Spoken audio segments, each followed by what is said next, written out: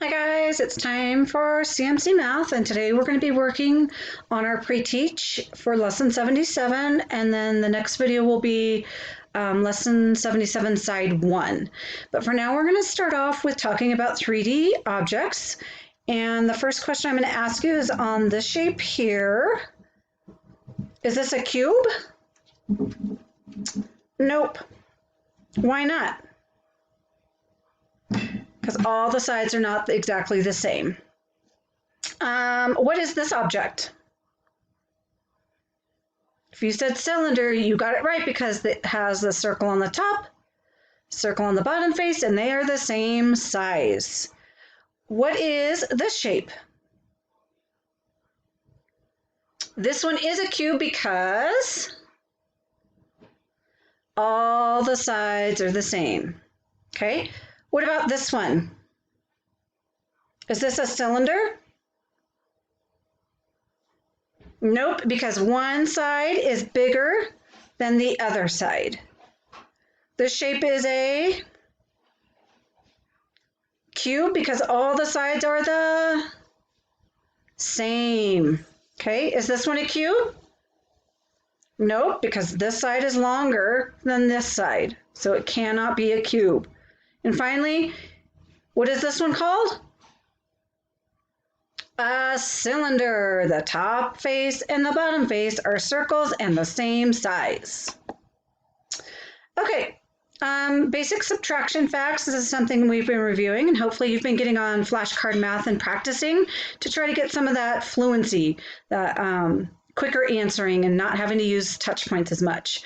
So let's just say the fact 11 minus 5 equals, and then you would count back, get 11 going, 11,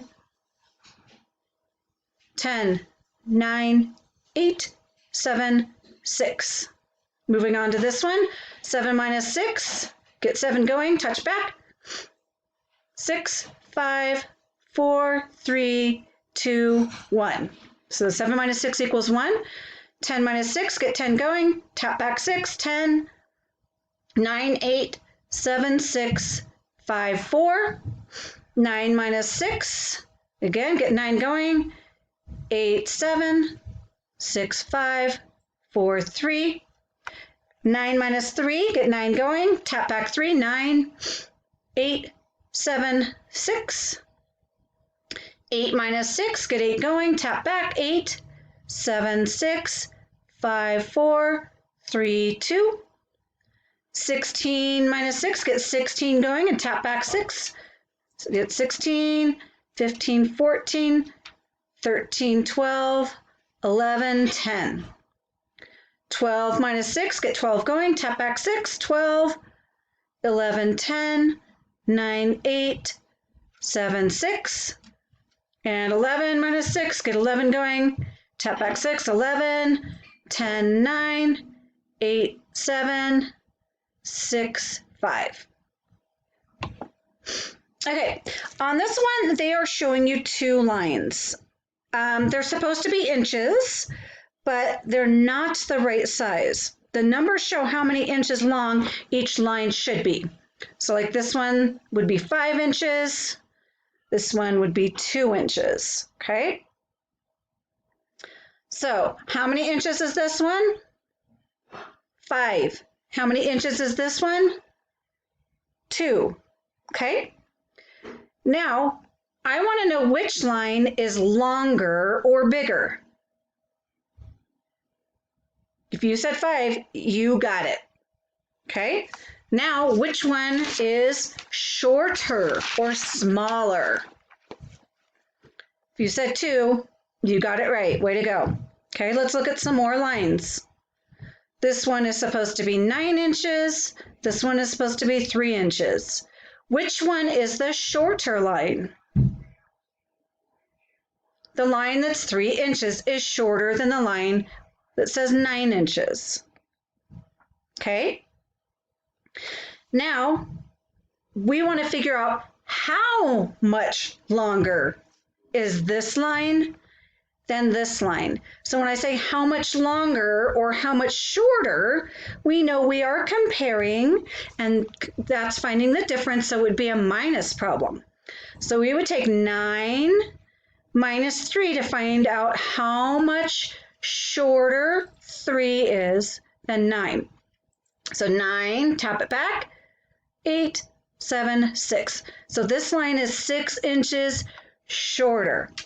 Okay, let's look at another one. Okay, we have one that's 11 inches. We have one that's 10 inches. I want to know how much longer this line is. So again, when I say how much more or how much less, I'm looking for the difference, and that means it's going to be a minus problem. So it'd be 11 minus 10. And what's the answer? 1. So this line is 1 inch longer than this line. Okay, we have been practicing carrying, addition with carrying or regrouping. And let's start off by reading the problem. So the problem reads 36 plus 26. Okay, we always start adding in our ones column. So our ones column problem is 6 plus 6. So let's get 6 going.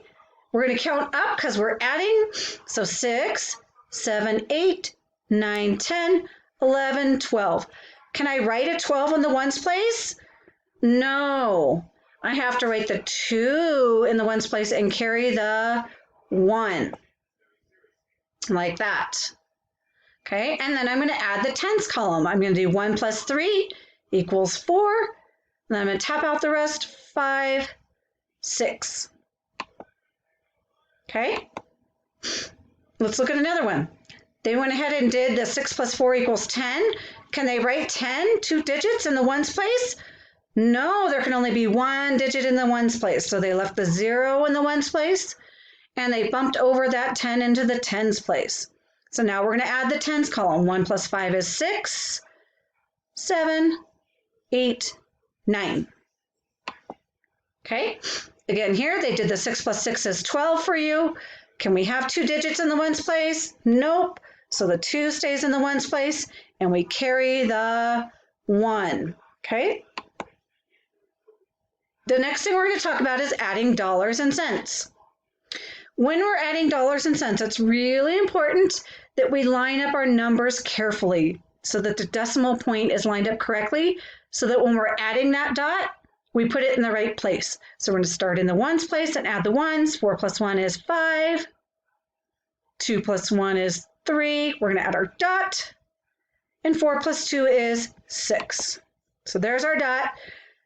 They recommend moving it straight down before you do your addition. The kids have practiced it both ways. So if they want to add and then add as they add the dot when they move to adding the dollars, that's fine too.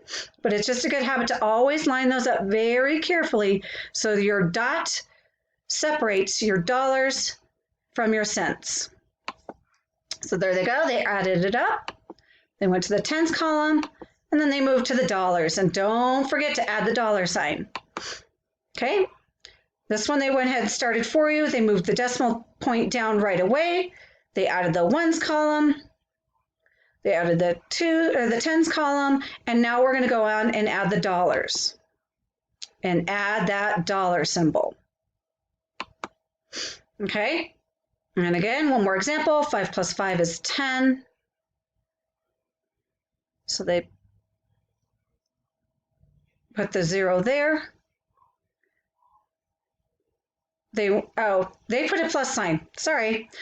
It's supposed to be a minus sign. 5 minus 5 equals 0.